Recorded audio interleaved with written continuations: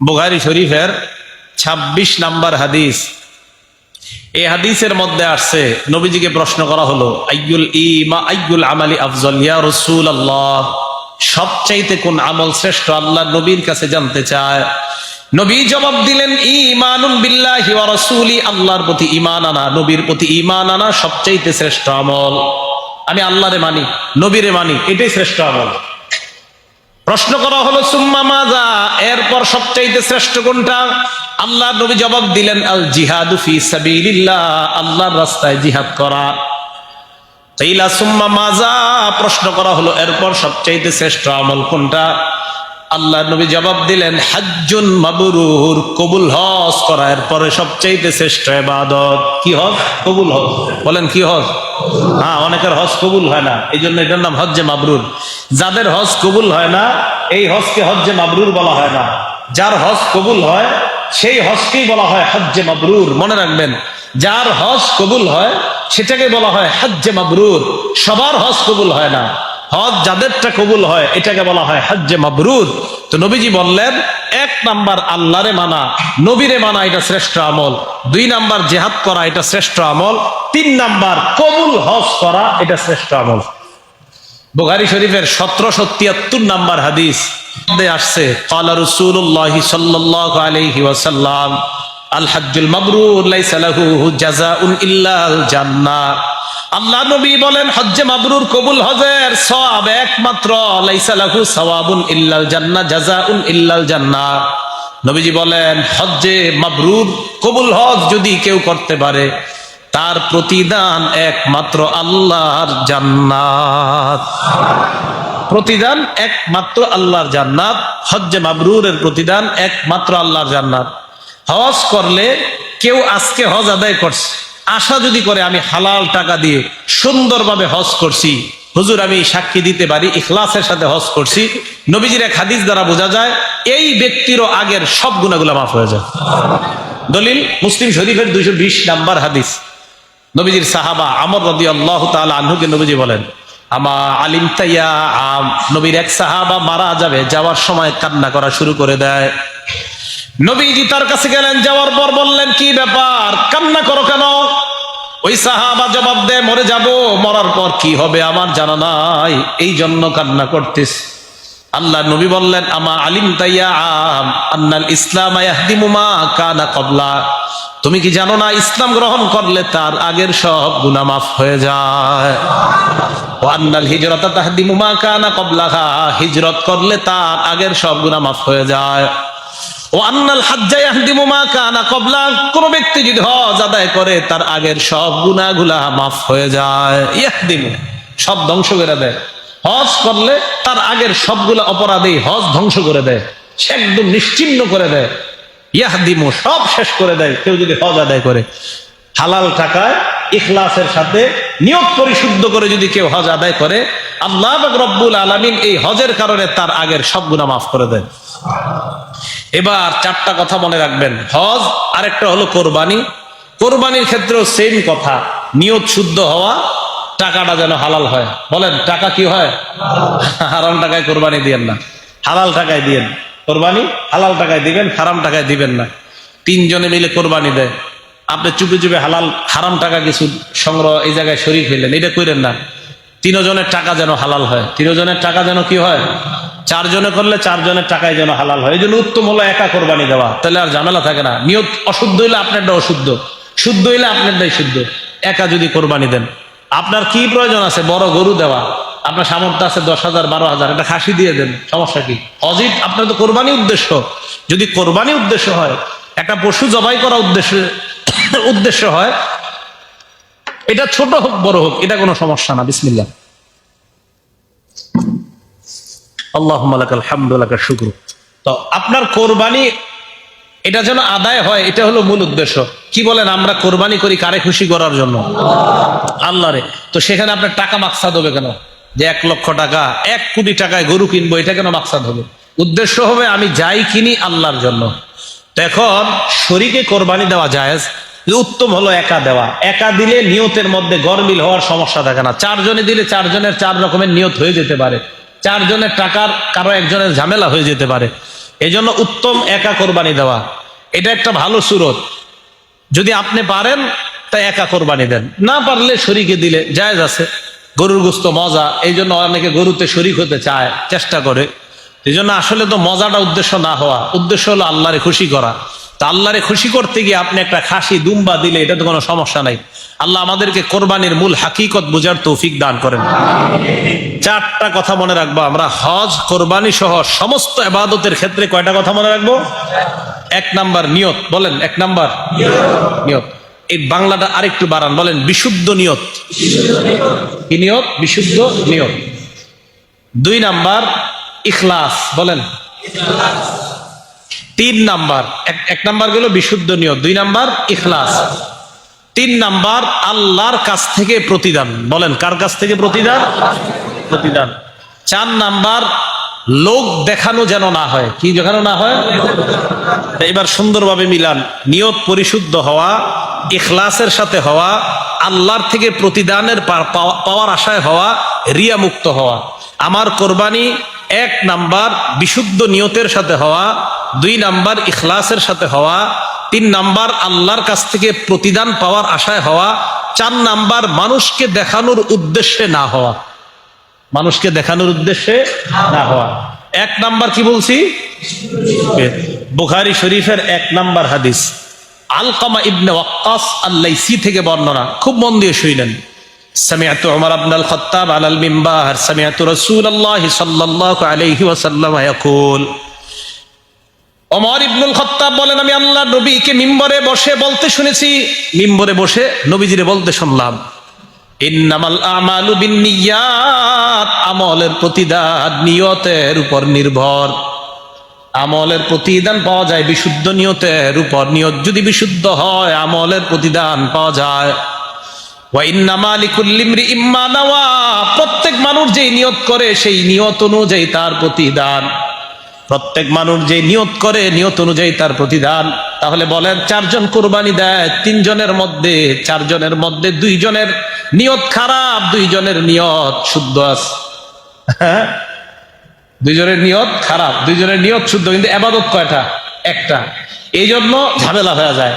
তো শরীকি ইবাদতের মধ্যে নিয়ত অশুদ্ধ হয়ে গেলেই সমস্যা। এজন্য নবীজি বললেন, যে যেই নিয়ত করবে নিয়ত অনুযায়ী তার প্রতিদান। আল্লাহ আমাদের সকলকে এই বছর যারা কোরবানি দিব এই মুহূর্তে পরিশুদ্ধ নিয়ত করার তৌফিক দান করেন। আরেকটা হাদিস শুনেন, বুখারী শরীফের 6491 নাম্বার হাদিস। এই হাদিসটা সারা জীবন মনে রাখেন। ক্বালা রাসূলুল্লাহ সাল্লাল্লাহু আলাইহি ওয়াসাল্লাম আর রাব্বিহি আযজা ওয়া জাল, আব্দুল্লাহ ইবনে আব্বাসের বর্ণনা, ফিমা ইয়ারফি আর রাব্বিহি আযজা ওয়া জাল। আব্দুল্লাহ ইবনে আব্বাস আল্লাহ নবীর থেকে বর্ণনা করেন, নবী আল্লাহর থেকে বর্ণনা করেন, ইন্নাল্লাহা কাতাবাল হাসানাত ওয়াস সাইয়্যাত, আল্লাহ পাক রব্বুল আলামিন ভালো এবং মন্দ সব লিপিবদ্ধ করে দিয়েছেন। সুম্মা বায়্যানা যালিকা, এরপর আল্লাহ বর্ণনা করে দিয়েছেন এগুলা ভালো এইগুলা খারাপ। ফামান হাম্মা বিহাসানা, কোন ব্যক্তি যদি একটা ভালো কাজের নিয়ত করে, ফালাম ইয়ামালহা, কাজটা যদি না করে, কাতাবাহাল্লাহু লাহু ইনদাহু হাসানাতান কামিলা, আল্লাহ ওই ব্যক্তির আমলনামায় নিজের কাছে পরিপূর্ণ একটা সওয়াব লিপিবদ্ধ করে দেয়। ফাইন হুয়া হাম্মা বিহা ওয়া আমিলাহা, কোন বান্দা যদি নিয়ত করার পর ওই কাজটা করে, কাতাবাহাল্লাহু লাহু ইনদাহু হাশারা হাসানাত ইলা 700 দিআফিন ইলা আদআফিন কাসীরা, আল্লাহ পাক রব্বুল আলামিন কোন বান্দা নিয়ত করছে, করার পর যদি ওই কাজটা করে, আল্লাহ তার আমলনামায় 10 থেকে 700 থেকে বরং আরো বাড়ায়া 700 গুণ থেকে আরো বাড়ায়া আল্লাহ তার আমলনামায় সওয়াব লিখে দেয়। একটা ভালো কাজ করছে, নিয়ত করছে, আবার কাজটা করছে। এবার দেখেন, ওমান হাম্মা বিসাইয়্যা, একটা খারাপ কাজের নিয়ত করছে কেউ, ফালাম ইয়ামালহা, কাজটা করে নাই, কাতাবাহাল্লাহু লাহু ইনদাহু হাসানাতান কামিলা, তার আমলনামায় আল্লাহ পরিপূর্ণ একটা সওয়াব দিবেন। নবীজি বলেন, ফাইন হুয়া হাম্মা বিহা ওয়া আমিলাহা, কোন ব্যক্তি খারাপ কাজ করার নিয়ত করার পর যদি কাজটা করে, কাতাবাহাল্লাহু লাহু সাইয়্যাতান ওয়াহিদা, আল্লাহ তাকে একটা মাত্র অপরাধ লিপিবদ্ধ করে দেয়। ভালো আমল করলে, নিয়ত করলে সওয়াব 10 থেকে 700, খারাপ কাজের নিয়ত করার পর কাজটা করলে গুনাহ মাত্র একটা। কয়টা গুনাহ? আজকে রাত্রে হিসাব করবেন, এরপরও দেখবেন গুনাহের মিটার বেশি। এক গুনায় একটা অপরাধ লেখা হয়, এক ভালো কাজে 10টা, বরং 700 লেখা হয়। এরপরেও ক্যালকুলেটারে হিসাব করে দেখবেন আমার আপনার জীবনে এত গুনাহ, বেশি পরিমাণ গুনাহ। আল্লাহ আমাদেরকে গুনাহমুক্ত জীবন যাপন করার তৌফিক দান করেন। আজকে রাত্রে আপনারা ঘুমাবেন না? কয় না, ঘুমাবেন না ইনশাল্লাহ? নাকি ঘুমান না অনেকে? তাহাজ্জুদ পড়েন সারা রাত?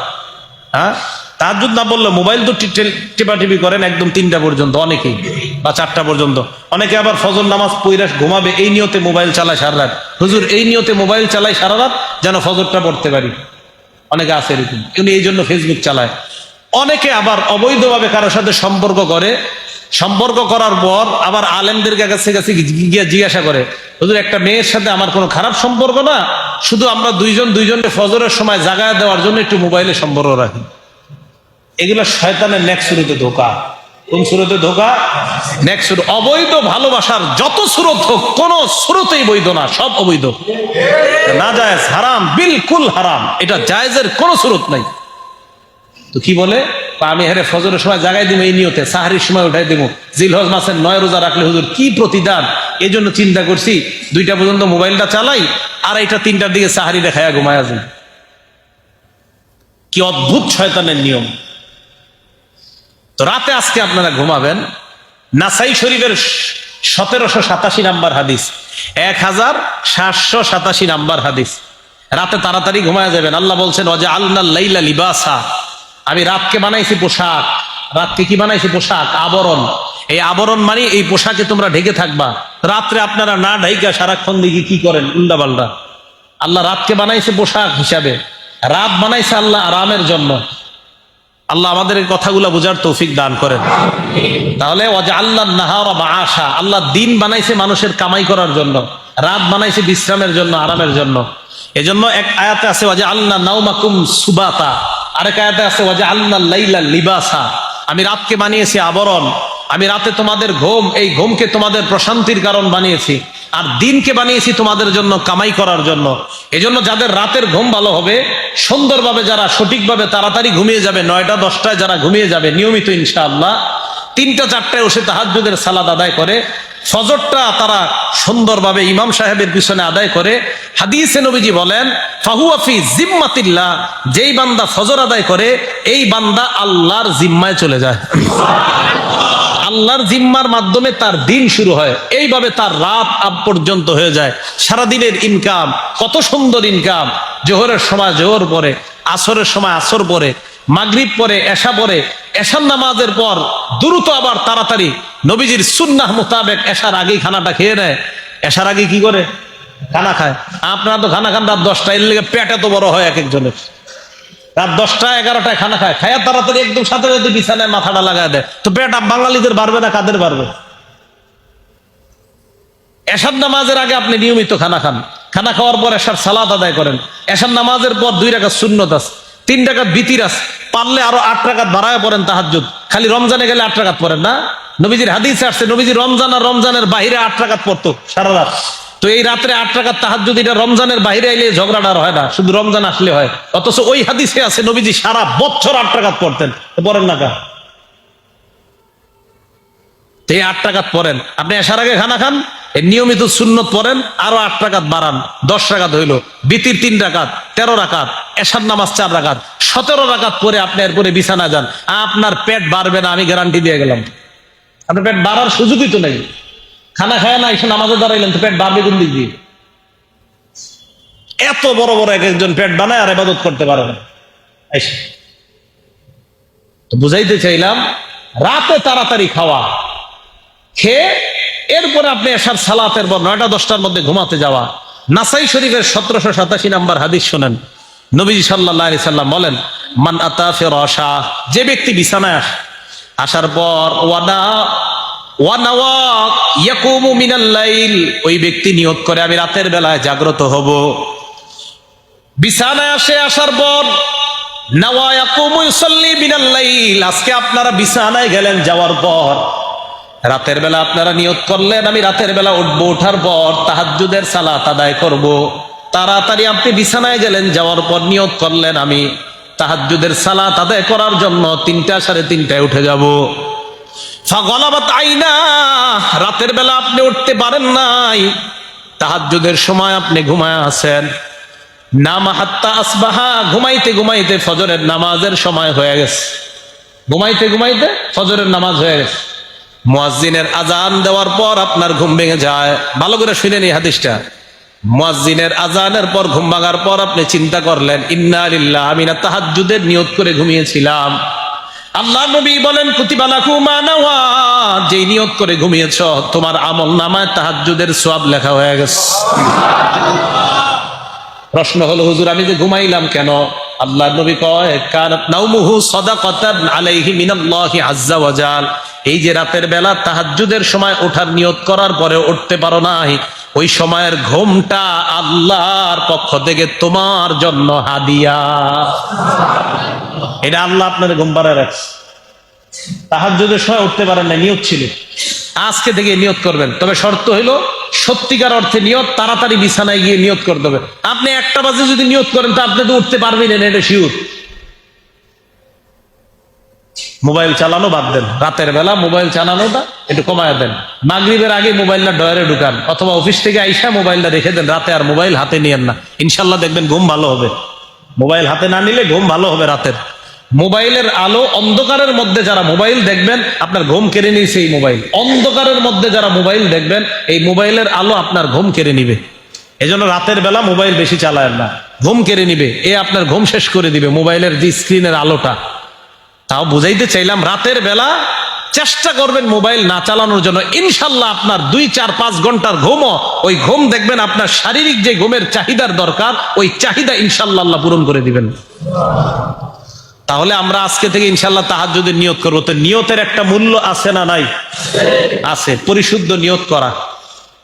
বুখারী শরীফের 123 নম্বর হাদিস, নবীজির সাহাবা আবু মুসা রাদিয়াল্লাহু তাআলা আনহুর বর্ণনা, এক ব্যক্তি নবীজির কাছে আসছে। আসার পর নবীজি সাল্লাল্লাহু আলাইহি সাল্লামকে প্রশ্ন করলেন, ইয়া রাসূলুল্লাহ, আমাদের মধ্যে অনেক সাহাবারা জিহাদের ময়দানে গিয়ে লড়াই করে। তো লড়াই করতে গিয়ে অনেকে আছে যারা লড়াই করে ইউকাতিলু গদবা, কেউ রাগের বর্ষবর্তী হয়ে লড়াই করে, খুব রাগ, এই রাগে লড়াই করে।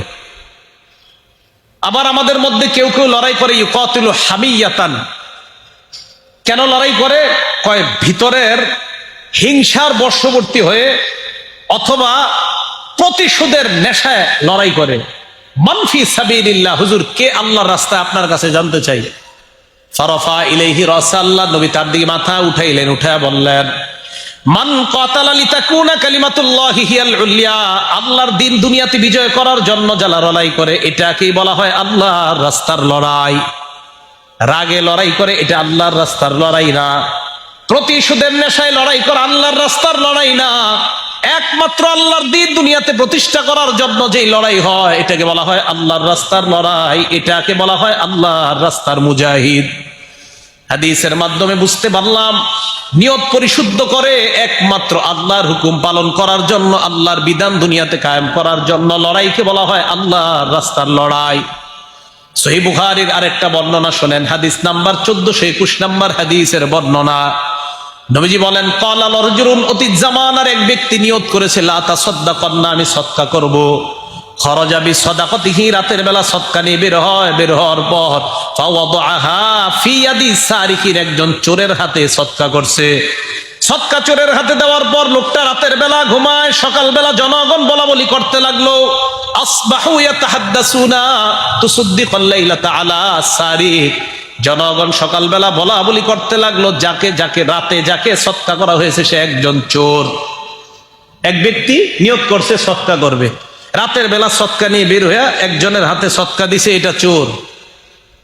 ওই ব্যক্তি যখন এই কথা শুনছে, আল্লাহর কাছে কয়, আল্লাহুম্মা লাকাল হামদু লা তাসাদদাকান্না বিসাদাকা, আল্লাহ আপনার প্রশংসা, আমি আজকে আবার সদকা করব।